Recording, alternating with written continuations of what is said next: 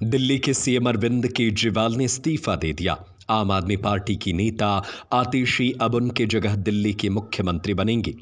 अपनी पत्नी सुनीता केजरीवाल से अधिक भरोसा अरविंद ने आतिशी पर किया है, पर ऐसे मौकों पर इस तरह के फैसलों का अनुभव अच्छा नहीं रहा है। लालू यादव को छोड़ दें तो नीतीश कुमार और हेमंत सोरेन को इसका अच्छा अनुभव नहीं रहा है। केजरीवाल को कैसा अनुभव होगा यह समय बताएगा, लेकिन सवाल यही है कि लालू प्रसाद यादव, नीतीश कुमार, हेमंत सोरेन और अरविंद केजरीवाल में सबसे चालाक नेता कौन साबित हुआ।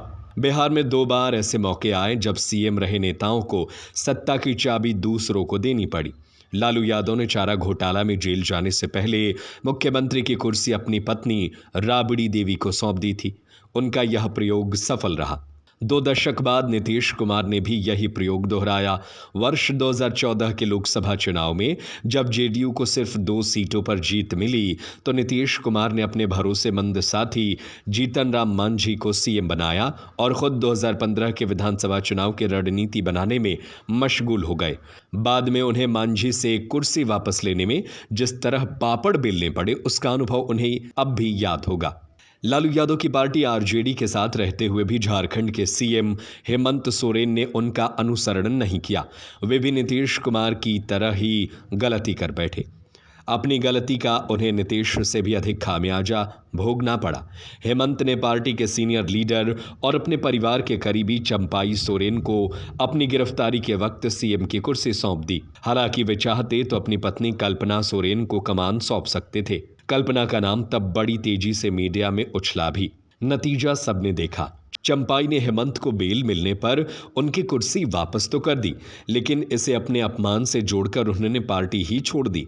आज चंपाई सोरेन उनके लिए झारखंड में भाजपा के साथ मिलकर खतरे की घंटी बजा रहे हैं। लालू यादव इस मामले में सबसे चालाक निकले।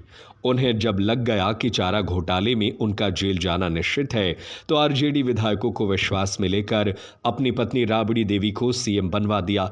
इससे उन्हें रिमोट से सरकार चलाने का मौका तो मिल ही गया, पार्टी पर पकड़ भी बनी रही। आरजेडी के नेता अगर आज भी लालू परिवार के प्रति वफादार हैं तो इसकी मूल वजह पार्टी पर परिवार का कब्जा ही है। सत्ता का जब मौका मिलता है तो लालू परिवार के सदस्य ही सर्वाधिक लाभ उठाते हैं। शायद इसी तरह की रणनीति की वजह से लालू को राजनीति का चाणक्य भी कहा जाता है। अरविंद केजरीवाल ने दिल्ली के सीएम का फैसला करते समय नीतीश और हेमंत के अनुभव का ध्यान में नहीं रखा।